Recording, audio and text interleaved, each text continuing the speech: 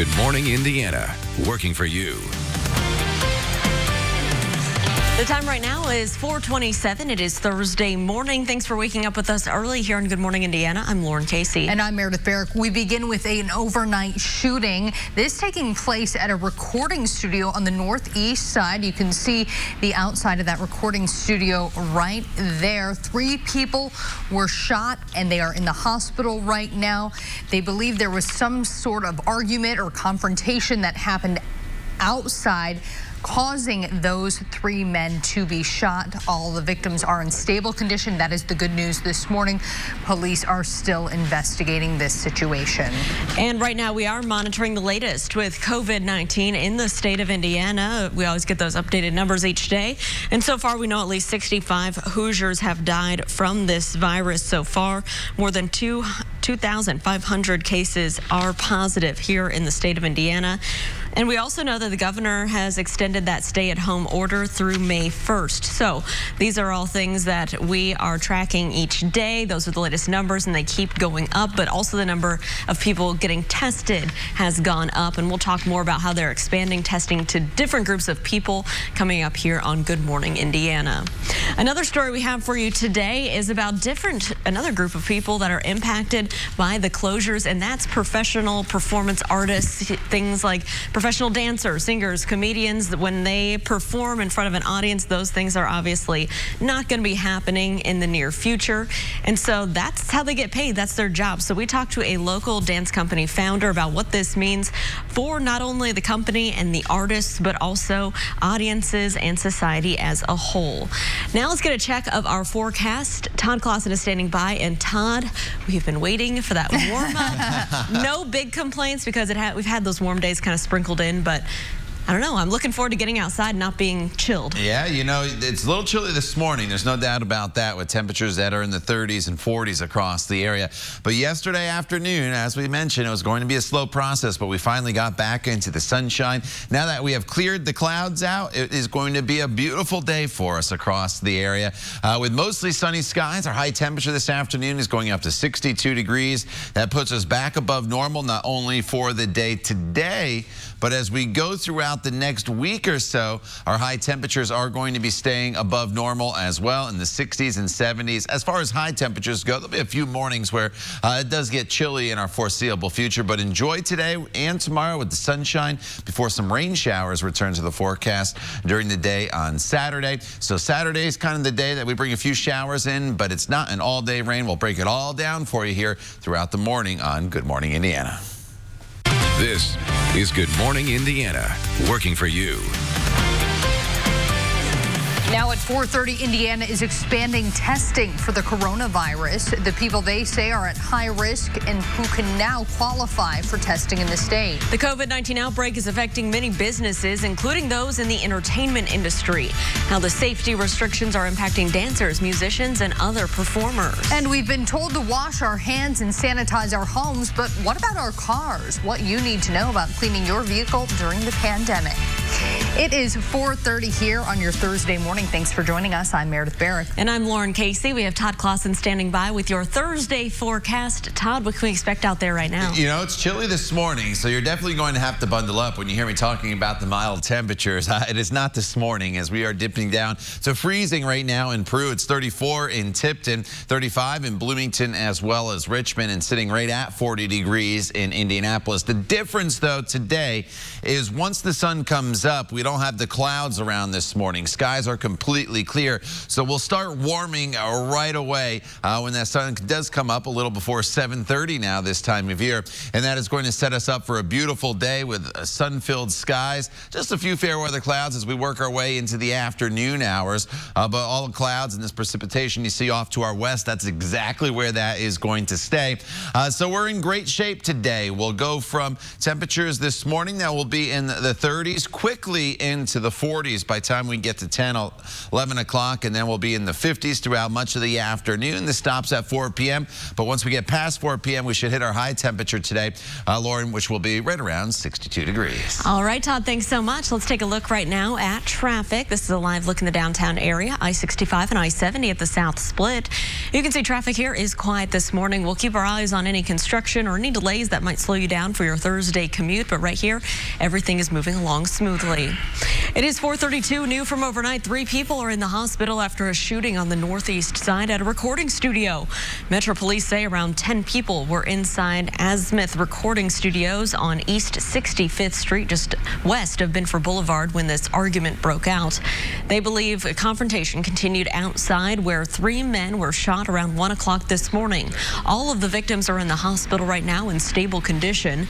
Police are still investigating, but no suspect information has been released at this time.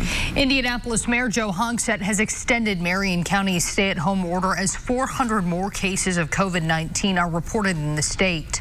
65 Hoosiers have died so far, and more than 2,500 cases have been confirmed. More than 1,100 of those being reported in Marion County. Hogsett has issued that stay-at-home order lasts through May 1st. That's close to the federal government's extension, which is through April 30th. More than 14,000 Hoosiers have been tested for the virus, and now the state is adding to the list of people who qualify for testing. Pregnant women and people with other medical conditions like high blood pressure can be tested. Indiana is also preparing to use rapid testing, with 15 of those machines on the way. Health officials are still working to determine which hospitals will get the rapid testing. State Health Commissioner Dr. Christina Bach says the increase in testing puts more power into the hands of doctors. We want our providers to be the ones working with patients to decide who needs to be tested. This again will allow us to test more of our high-risk individuals across the state of Indiana, ensuring that while we have these finite supplies, that we are testing our most appropriate population. Eli Lilly is also expanding its drive-through testing at its Indianapolis headquarters. They've been offering free testing to healthcare workers, but are now opening it up to essential business employees who have regular contact with the public. They are also testing people who are over 65 and showing COVID-19 symptoms. You must have an appointment and a written order from your doctor before you can be tested at Lilly. Some places that are still open for business are taking extra steps to protect the health and safety of customers and employees. Giant Eagle, which owns Market District in Carmel and all 63 Get-Go locations, has added plexiglass to their registers. The company says it's a way to respect social distancing guidelines when a 6-foot distance isn't always possible.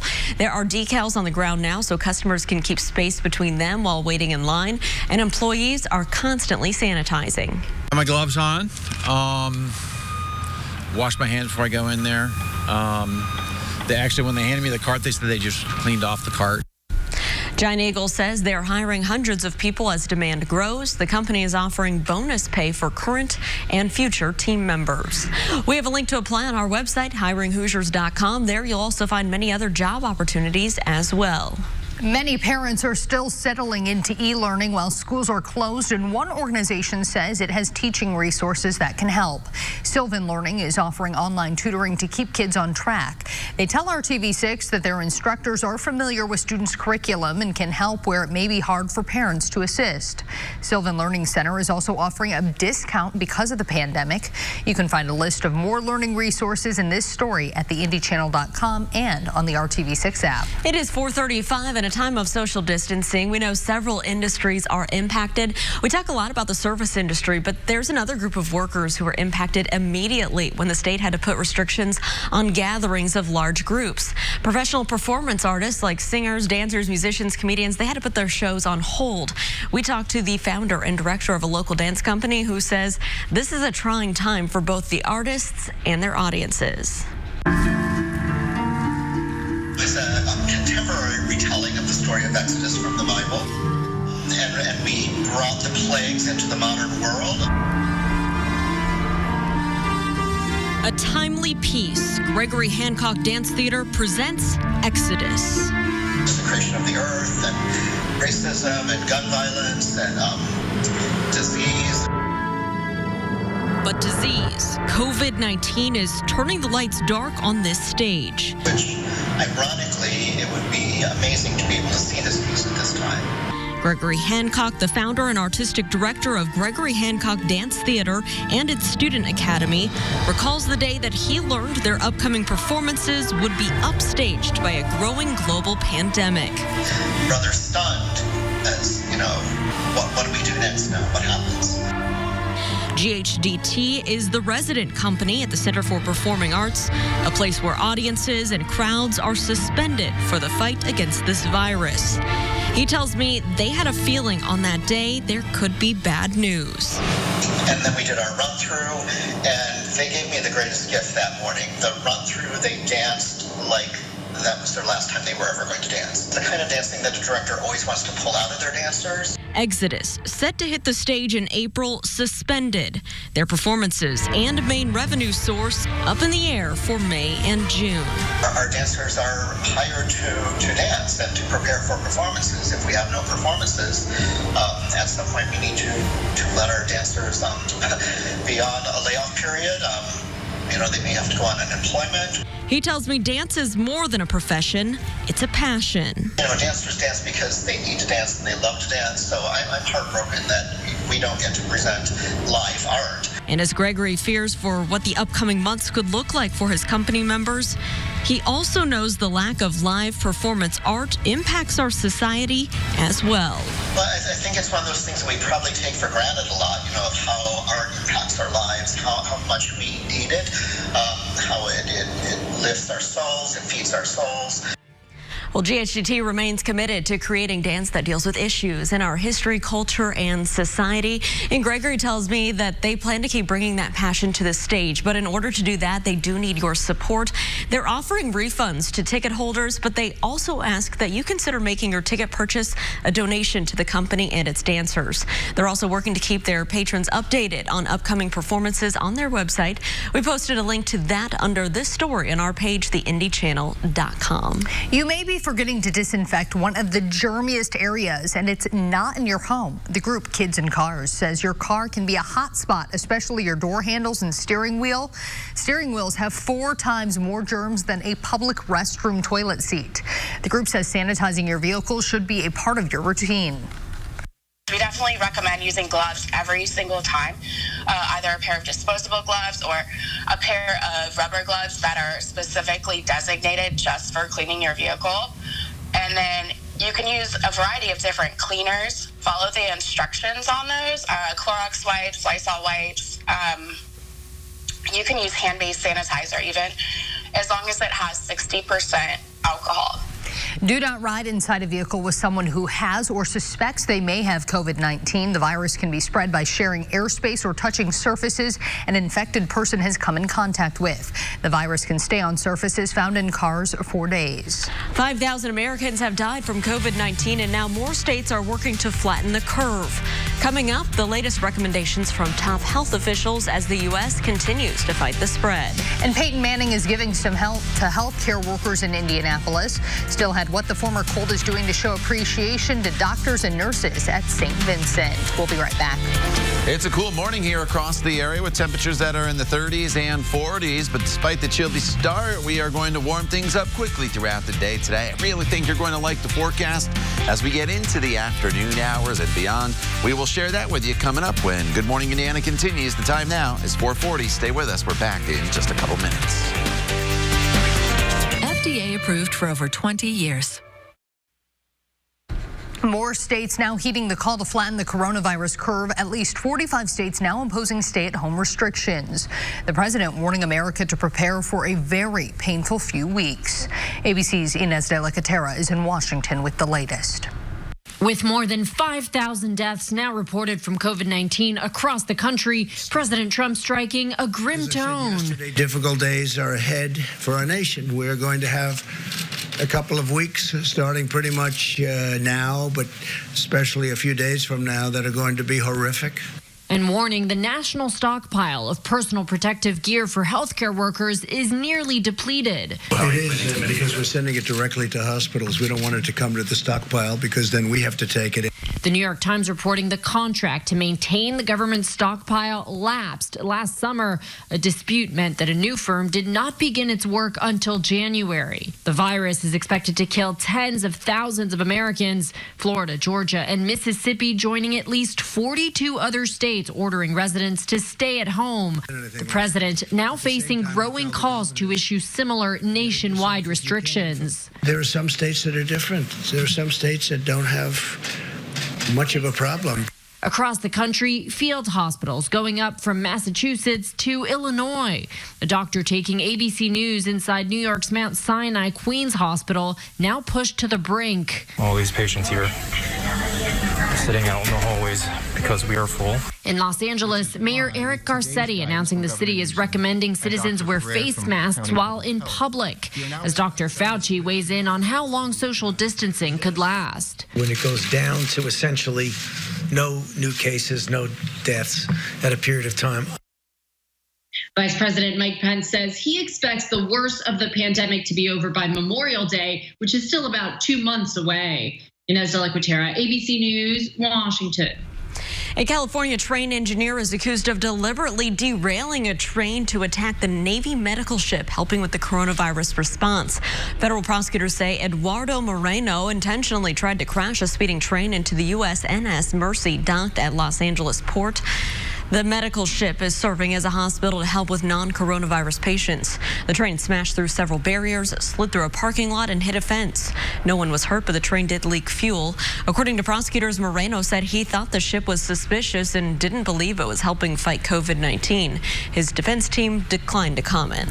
Nearly 3,000 sailors stuck on a U.S. naval ship will be let off tomorrow. The USS Theodore Roosevelt has been docked in Guam because of a coronavirus outbreak. Navy officials say almost 100 sailors have tested positive for COVID-19, and they're struggling to quarantine them. 5,000 sailors were aboard the ship to begin with, and many have already been let on shore. Officials have been waiting on more test results before letting others off.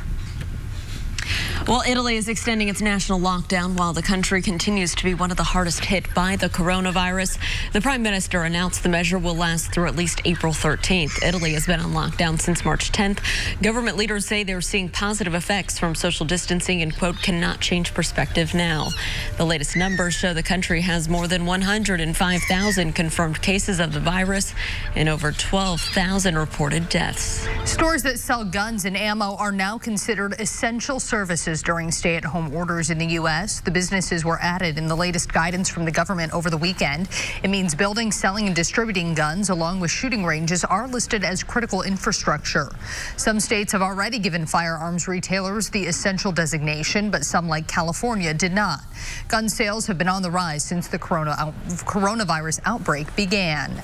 Here at 4:47, a chilly start to our day, but that's all going to change, Todd. Yeah, you know, it's going to be cool this morning, but pleasant this afternoon. So you just got to be a little bit patient here this morning. If you could stay inside, maybe get that outdoor walk in a little bit later.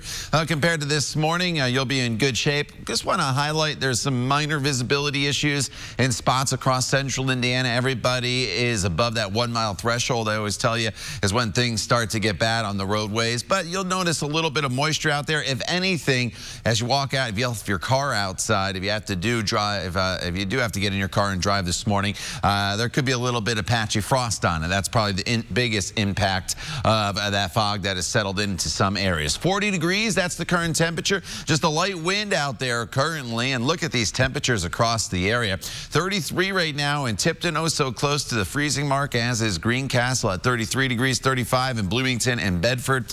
Richmond currently sitting at 34 degrees. But unlike the past couple days where we've had a lot of clouds around, especially in the morning hours, today we'll see our temperatures moderate very, very quickly because we get into the sunshine soon as the sun comes up. And it's a sun-filled morning for us. We'll go from 38 to 48 degrees over the course of just about 2 hours. And then we'll be in the low 50s by the noon hour, mid-50s by mid-afternoon.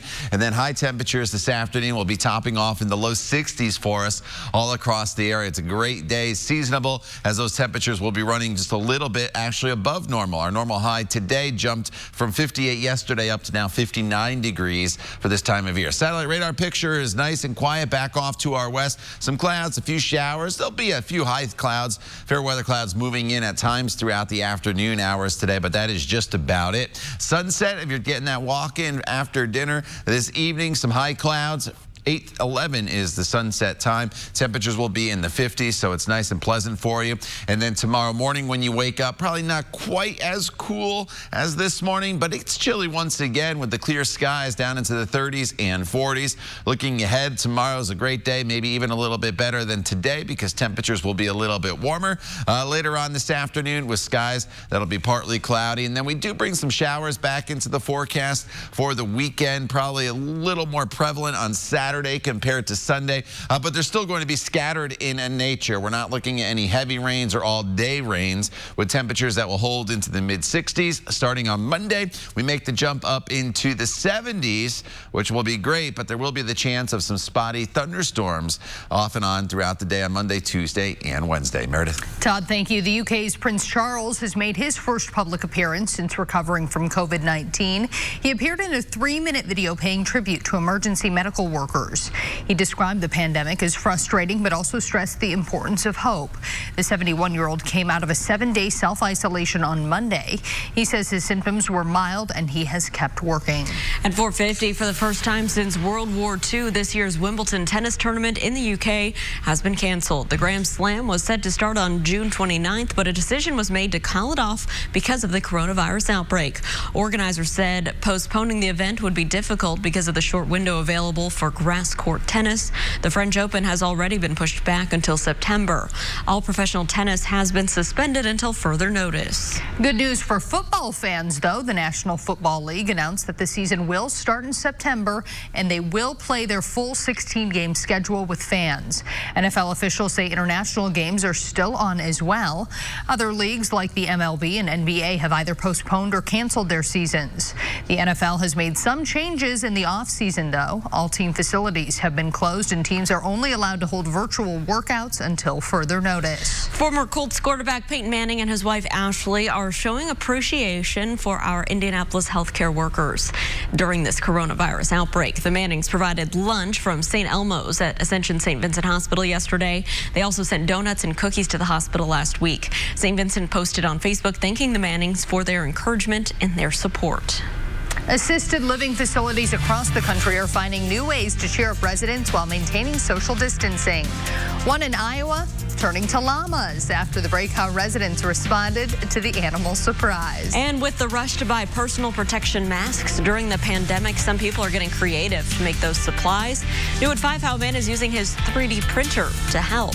It's 4:52. Stick around. We'll be right back.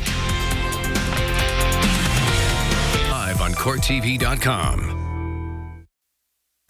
Most outsiders are restricted from entering assisted living facilities during the coronavirus pandemic, but some in Iowa were surprised with a different kind of company. Seniors at the Homestead House got to meet llamas. Volunteers walked the animals around the home and greeted residents through their windows. The volunteers say it was a good way to help boost morale during this difficult time. This is just a fun way to kind of remind them that they haven't been forgotten, that they are very, very loved, and that just a way to make them smile.